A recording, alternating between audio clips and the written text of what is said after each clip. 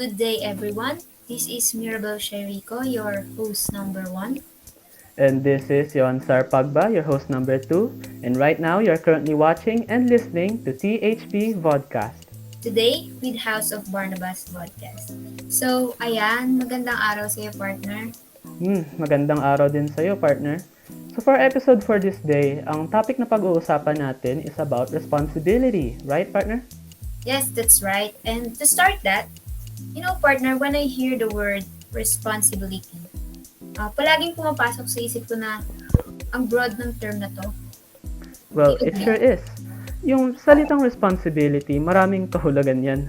It's just that the word is so broad that people's definition of it may vary. Yes, and now with that being said, I have a question for you, partner. For you, what does the word responsibility means? So, ngayon, I'm still a child, I'm still young. So, other than the responsibility of being a student and a growing child, unti lang ang masasabi ko dito. For me, responsibility is something you will hone and need to achieve or get a grasp upon as you mature. You will need to do things you need to do, take responsibility for what you are doing, and acknowledge that you are responsible for everything that you did or will do. Yun lang naman yung basic kong thoughts and definition sa responsibility. How about you, partner? Ano bang definition or what are your thoughts about responsibility? Ayan, sorry, medyo maingay dito. So, ayun, well, for me, sana naririnig niyo ako ha. Yung responsibility kasi, nagsisimula yan sa sarili mismo natin. Yung responsibility mo bilang anak, bilang estudyante, bilang mamamayan. Yung responsibility mo bilang tao na nabubuhay sa mundo. Diba, if you're gonna think of it, sobrang dami nating responsibility. Halos lahat-lahat, mapabagay man or tao, meron tayong responsibility sa kanila, kahit pa nga sa sarili mismo natin. It is not something na may iwasan natin just because ayaw natin.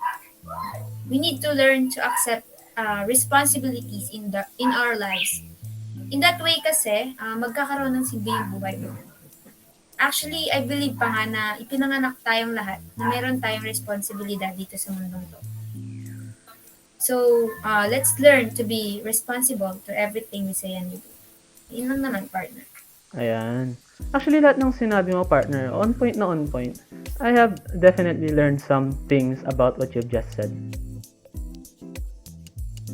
Thank you, partner. And again, tulad nga ng sinabi mo kanina, meron tayong magkakaibang definition, opinion, or insights about responsibility. And with that being said, we have here some invited guests na mag-share ng kanilang insights and opinions regarding our topic responsibility. Right, partner? Well, yes, partner. I think we have 6 guests here, so marami-rami to. So let us all hear their thoughts. Ano? Okay, let us first introduce our first guest, Miss Joyce Ann de los Santos.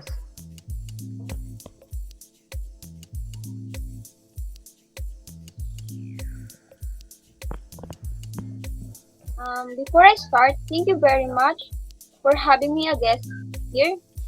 As we get older, the responsibilities we had to take on get bigger to bigger.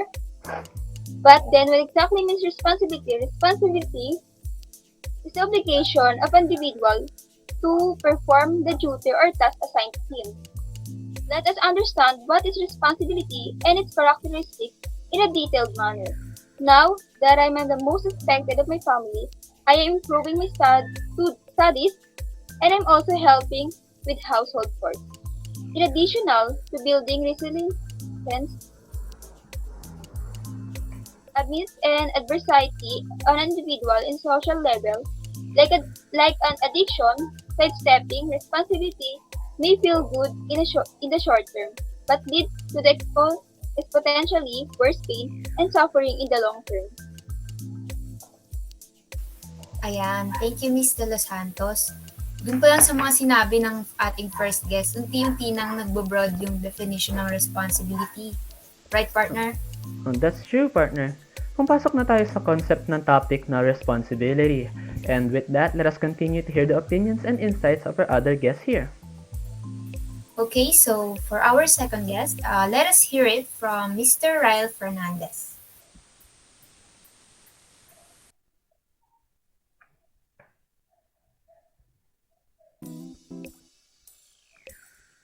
Thank you, Mira and Johan. The first time I heard the word responsibility, I was like 4 to 5 years old, and I learned that word from the movie Spider-Man. And it was because of the phrase, "With great power comes great responsibility." Of course, nung bata ako, di ko na-gets yun. Then, ayun, patagal ang patagal, nalaman ko rin kung ano ibig sabihin nun. And for me, I think it's about being a leader. You know, like since sa mga leader, di ba, perfect sila, ganun, smart, talented, confident, and good with people. That's why they are leaders, because they have their great powers to use. That's why they are going to be the responsible ones, and that's why they are leaders, because they have the responsibility to do it and lead. But responsibility is not just used in being a leader. It can also be used in being a mom and a dad, basically being a parent. It's the parent's responsibility to take care of their own child. They can escape the responsibility. Anyone can, but that would make you into a weak and cowardice person. While for me, that's what I'm gonna think of you. You can take a break from responsibility, but just remember you have to go back since they rely on you to be the better person and they will need you so they can grow and be responsible human beings themselves. I think that's my take on responsibility. And thank you, Johan and Mirabelle, for having me here. Wow, thank you, Ma. That's quite a decent and detailed explanation for definition. What about your thoughts about it on it, partner? Actually, partner, nagustuhan ko yung part sa sinabi ni Ryle kanina na tungkol sa leaders. I like how he was able to come up with something like that na related sa responsibility from the movie na sinabi niya kanina na napanood niya. That part caught my attention the most. So, thank you for that, Ryle. And we still have some guests here na mag-share ng kanilang thoughts. So, let's proceed to our third guest. Here is Miss Maryrose Abellar. So, thank you, Mirabelle and Johan. So, as we grow up in life, every single of us expected to become, as what they say, become more responsible. Responsibility is one of the traits of our character in human life, which means that a person can respond to his action, can take some duties, and face certain consequences of the action that might happen. As a person, we have some duties or responsibilities that need to be done.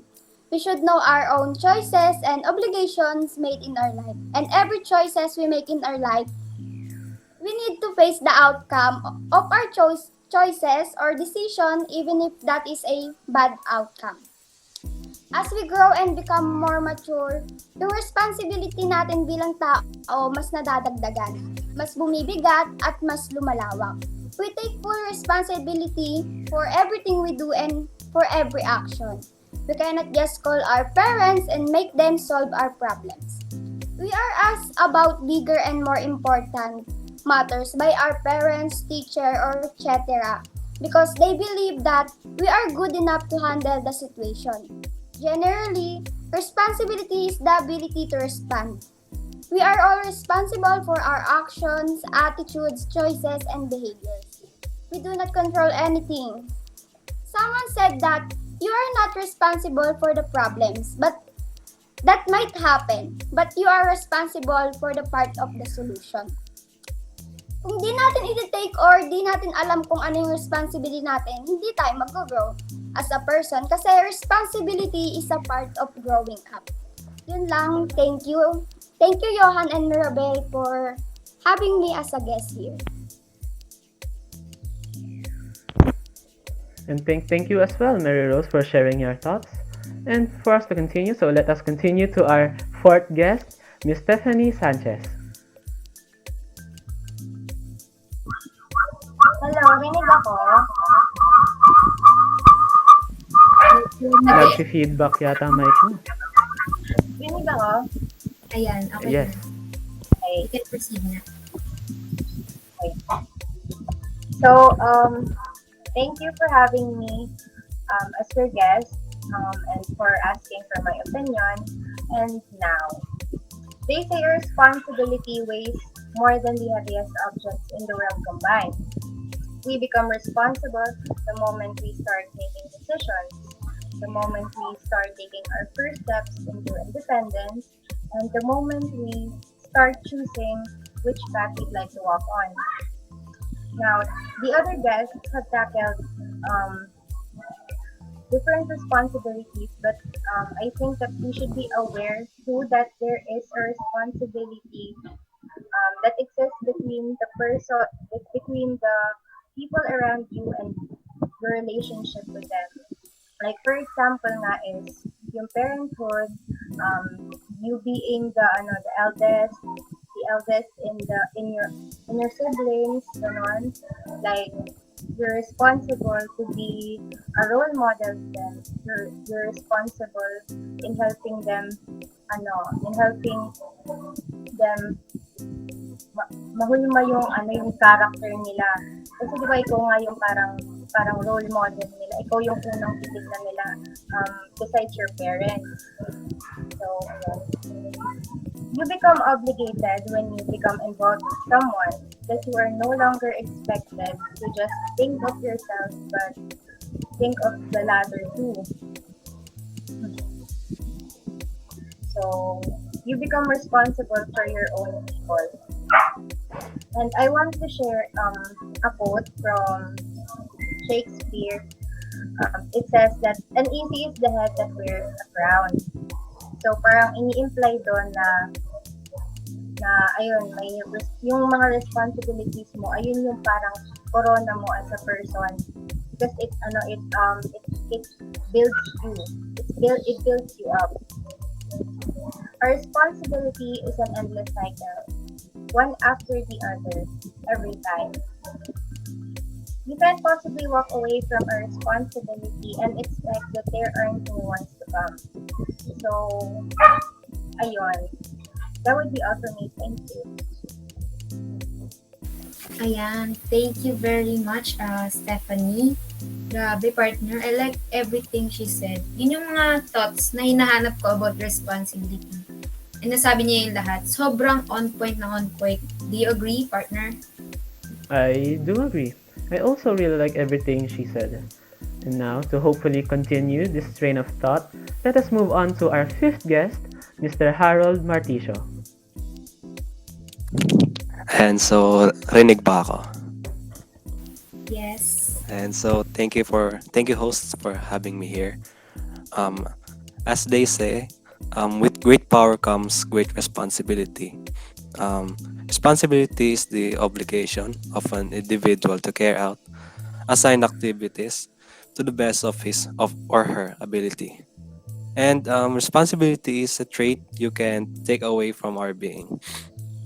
It is our responsibility to know what is right or wrong, and we know what happens when we do something, whether right or wrong. We have a lot of responsibilities in life because, of course, we are grown up, and they say that as we get older, we also have more responsibilities in life.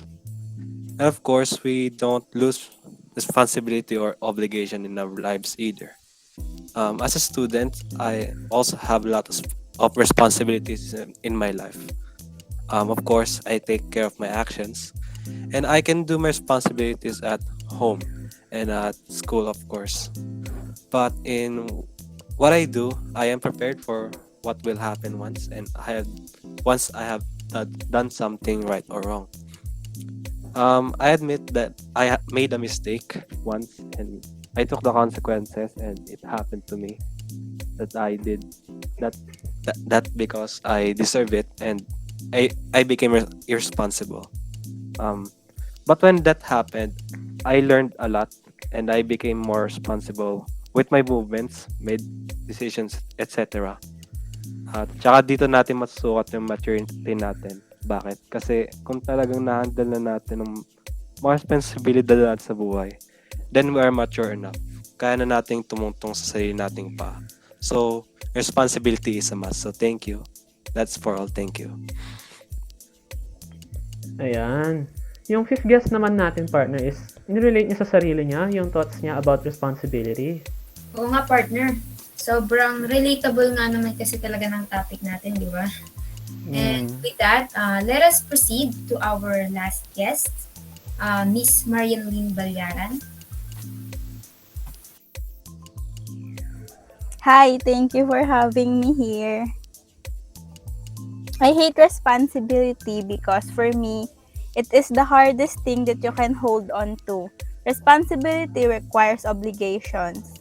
As a matter of fact, I often run away from my responsibility, but as I grow up, I realize that I can no longer run away. I have to make a decision and I have to be responsible for the decision that I would make.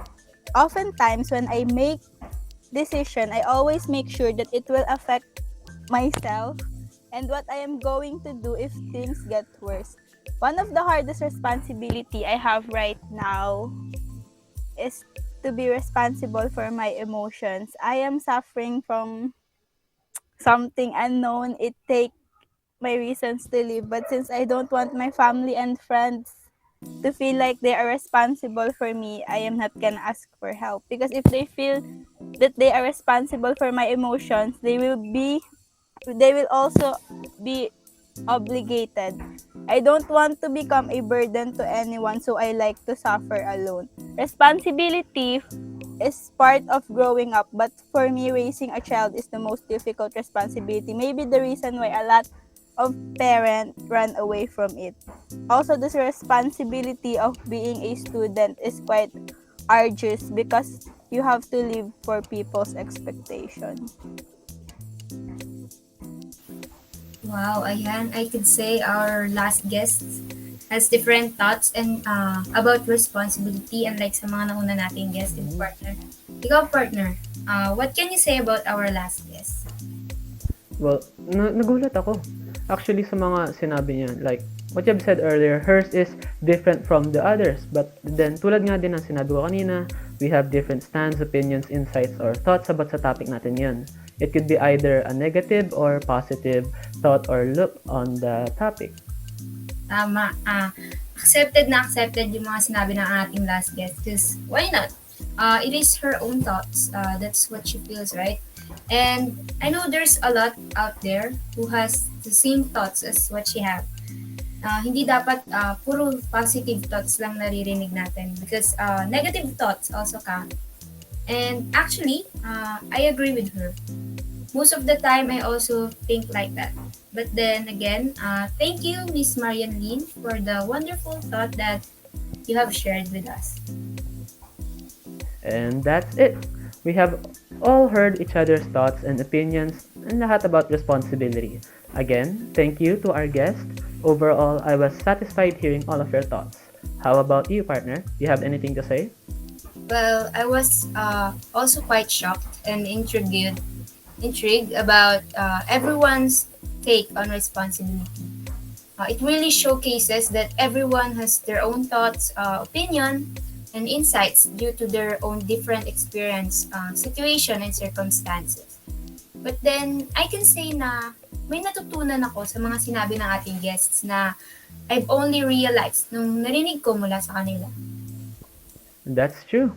Now, it was really great hearing everyone's voices today. Again, this is Johan Pagba speaking, your host number 2. And I am Mirrabelle Rico, your host number 1. Thank you for listening and watching to THD Vodcast. Today with House of Barnabas Vodcast. Goodbye and have a nice day. And also, don't forget to take on all of your responsibility. Let us all be responsible, guys. That's all. Bye. Bye-bye. Thank you. Thank you, guests.